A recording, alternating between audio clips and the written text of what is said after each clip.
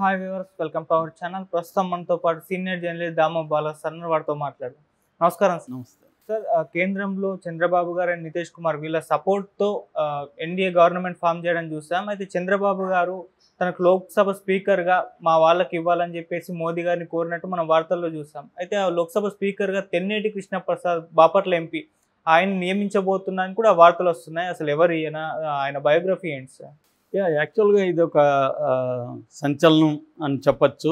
ఎందుకంటే ఆల్రెడీ చంద్రబాబు కొన్ని డిమాండ్లు పెట్టాడని, అందులో స్పీకర్ పదవి తెలుగుదేశానికి ఇవ్వాలని, అట్లాగే కొన్ని శాఖలు, ఒక 6 శాఖలు అంటే 3 క్యాబినెట్ పదవులు, 3 assistant state minister of state అంటారు.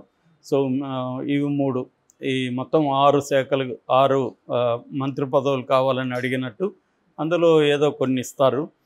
స్పీకర్ కూడా ఈయనకే ఇస్తారని చెప్తున్నారు. బట్ ఈ లోపల నితీష్ కుమార్ కూడా స్పీకర్ అడుగుతున్నారని, నితీష్ కుమార్కి వేరే రకంగా పదవులు ఇచ్చేస్తారని. ఎందుకంటే చంద్రబాబుకి 16 ఉన్నాయి, నితీష్ కుమార్కి 12 ఉన్నాయి. చంద్రబాబు ప్లస్ పవన్ కళ్యాణ్ కలిస్తే 18, ఇంకొక బీజేపీ 3, 21 మన ఆంధ్రప్రదేశ్కి. సో 21 లేకపోతే మోడీ గవర్నమెంట్ పడిపోతుంది యాక్చువల్గా.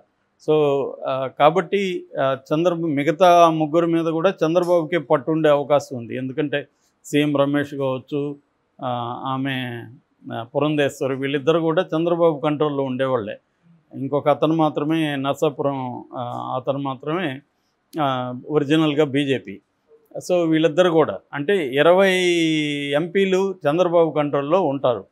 సో ఇలాంటి పరిస్థితి ఉన్నప్పుడు బీజేపీ చంద్రబాబుని ధిక్కరించే పరిస్థితి లేదు. అందుకని స్పీకర్ ఇచ్చే అవకాశం ఉందని చెప్తున్నారు. దాంట్లో ఒక పేరు కూడా బయటకు వచ్చింది. ఆ పేరు కృష్ణప్రసాద్ తెన్నేటి, ఆయన పేరు. యాక్చువల్గా కృష్ణప్రసాద్ తెన్నేటి ఈయన విచిత్రంగా ఎంపీ అయ్యాడు. ఎందుకంటే ఈయన తెలంగాణ బీజేపీ అధికార ప్రతినిధి. ఓకే.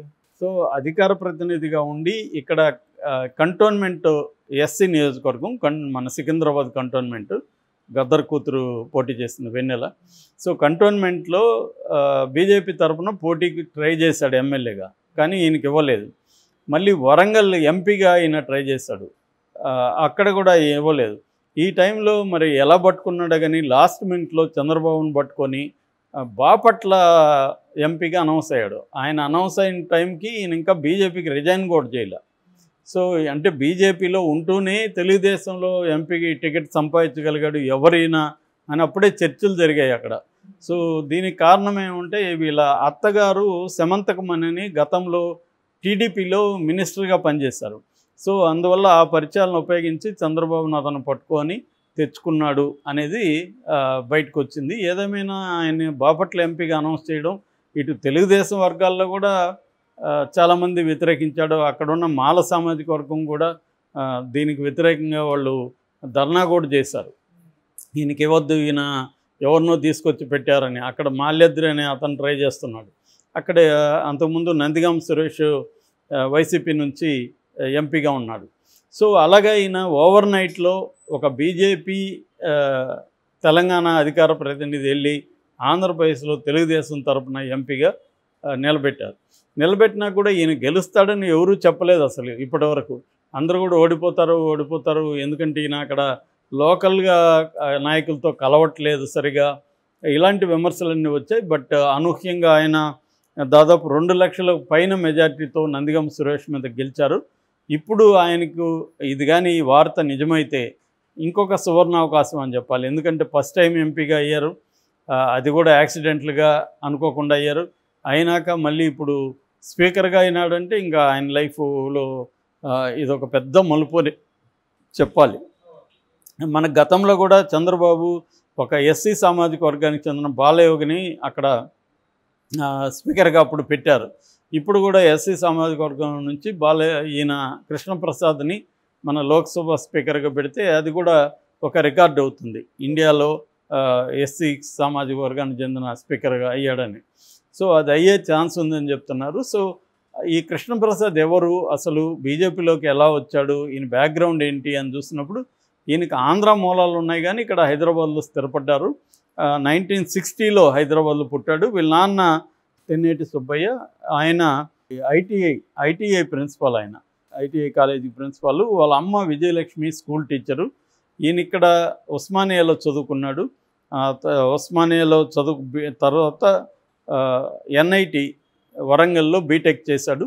బీటెక్ చేసిన తర్వాత Ahmedabad IIMA, Indian institute of management Ahmedabad, అక్కడ ఈయన బిజినెస్ అడ్మినిస్ట్రేషన్లో పీజీ చేశారు 1983 ఆ ప్రాంతంలో. తర్వాత ఉస్మానియా యూనివర్సిటీలో ఎల్ఎల్బి కూడా చదివాడు 2014లో. సో వీళ్ళ భార్య కూడా అడ్వకేటు. సో వీళ్ళ ఫ్యామిలీ కొంత ఎడ్యుకేటెడ్ ఫ్యామిలీ. సో దాని తర్వాత ఈయన 1986లో సివిల్స్ రాసి ఐపీఎస్ సెలెక్ట్ అయ్యాడు, Indian police service. So select అయిన తర్వాత అప్పట్లో ఉమ్మడి ఆంధ్రప్రదేశ్లో, తెలంగాణలోను అటు ఆంధ్రప్రదేశ్లోను వివిధ పోస్టుల్లో ఉన్నాడు. 4 జిల్లాల్లో ఎస్పీగా పనిచేశాడు, ఇంక్లూడింగ్ గుంటూరు జిల్లా. దాని తర్వాత 2 జిల్లాల్లో రేంజ్ అంటే డిఐజీగా పనిచేశాడు. లాస్ట్లో ఆయన డీజీగా రిటైర్డ్ అయ్యాడు.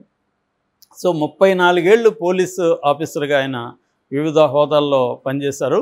సో తనకి పోలీసుగా ఉన్నప్పుడు కూడా చాలా మంచి రికార్డు ఉంది. ముఖ్యంగా ఇక్కడ వరంగల్లో పనిచేస్తున్నప్పుడు ఆయన మావోయిస్టుల సరెండర్కి చాలా పెద్ద ఎత్తున కృషి చేసి దాదాపు 450 మందిని మావోయిస్టులని జనజీవన స్రవంతులకు తీసుకొచ్చి ఒక రికార్డు క్రియేట్ చేశాడు ఈయన.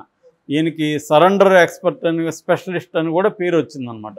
అంటే ఈయన ఎవరిని ఎన్కౌంటర్ స్పెషలిస్ట్ లాగా చంపకుండా వాళ్ళని జనజీవన స్రవంతుల్లోకి తీసుకురావడానికి ఈయన కృషి చేశాడు. సో అలాగా ఆయన రకరకాల పదవులు చేసి దాని తర్వాత బీజేపీలో చేరాడు. బీజేపీ అధికార ప్రతినిధి అయ్యాడు. ఆ తర్వాత బీజేపీలో కూడా యాక్టివ్గా ఉన్నాడు. ఇప్పటికి కూడా ఆయన ఎక్స్పేజ్ చూస్తే బీజేపీకి సంబంధించిన పోస్టులే మనకి ఎక్కువగా కనబడతాయన్నమాట. సో దాని తర్వాత వీళ్ళు ఇక్కడ ఎమ్మెల్యేగానే ఇవ్వలేదు, ఎంపీగా ఇవ్వలేదు కాబట్టి ఆయన ఆంధ్ర మూలాలు ఉన్నాయి. పైగా గుంటూరు, ఒకప్పుడు ఉమ్మడి గుంటూరు జిల్లాకి ఆయన ఎస్పీగా పనిచేశాడు కాబట్టి బాపట్ల కూడా దాని కిందకే వస్తుంది కాబట్టి ఆయనకి పరిచయాలు ఉన్నాయి. కొంత బాపట్ల ముందు నుంచి కూడా ఎడ్యుకేటెడ్ వాళ్ళకి ఇస్తున్నారు. బిగినింగ్లో మనకి దగ్గుపాటి వెంకటేశ్వరరావు, పురంధేశ్వరి, మన రామానాయుడు ఇలాంటి వాళ్ళంతా కూడా బాపట్ల నుంచి అయ్యారు. దాని తర్వాత అది కూడా ఎస్సీ రిజర్వేటెడ్ కేటగిరీలోకి వెళ్ళింది. సో అందువల్ల చంద్రబాబు ఆయనకి ఇచ్చాడు. ఇచ్చినప్పుడు కూడా అందరూ షాక్ అయ్యారు, ఎవరికి తెలీదు అని. కానీ చంద్రబాబు సెలక్షన్ కరెక్ట్గా పనిచేసింది. ఇప్పుడు ఇదే చంద్రబాబు ఈయన్ని స్పీకర్గా పెట్టాలి, ఈయన హైలీ ఎడ్యుకేటెడ్ పోలీస్ ఆఫీసర్గా పనిచేశాడు. సో ఈయనకి లాంగ్వేజెస్ వచ్చు, ఇంగ్లీషు, హిందీ ఇవన్నీ కూడా బాగా మాట్లాడగలడు. సో ఈయనైతే కంట్రోల్ చేయగలడు సభని అనేది ఆయన అనుకున్నట్టుగా తెలుస్తుంది. సో అదే కానీ నిజమైతే మాత్రం మనకి మళ్ళీ ఆంధ్రాకి ఢిల్లీలో ఒక హోదా లభిస్తుంది. ఇప్పటివరకు ఈ మధ్యకాలంలో లేదు మనకి. సో మనకి మన్మోహన్ సింగ్ ఉన్నప్పుడు ఉండింది, ఎందుకంటే రాజశేఖర రెడ్డి ఉన్నప్పుడు ఇక్కడ ఎంపీల వల్లనే అక్కడ గవర్నమెంట్ ఫామ్ చేయగలిగారు. అందుకని మన్మోహన్ సింగ్ కూడా రాజశేఖర రెడ్డిని మీ వల్లనే నేను ఇక్కడ ఈ కుర్చీలో కూర్చోగలుగుతున్నానని కూడా అన్నాడని చెప్తారు అప్పుడు. సో అటువంటిది ఇప్పుడు మళ్ళీ ఒక పునర్వైభవం అంటారు కదా, అలాగా మళ్ళీ ఆంధ్రాకి ఢిల్లీలో ఒక వాల్యూ అనేది చంద్రబాబు ద్వారా పెరుగుతూ ఉంది. సో స్పీకర్ అయితే మాత్రం అది గొప్ప విషయమే. మరి ఇది నిజమవుతుందా లేదా అని చూడాలి. నిజమే అవ్వాలని మనం కోరుకుందాం.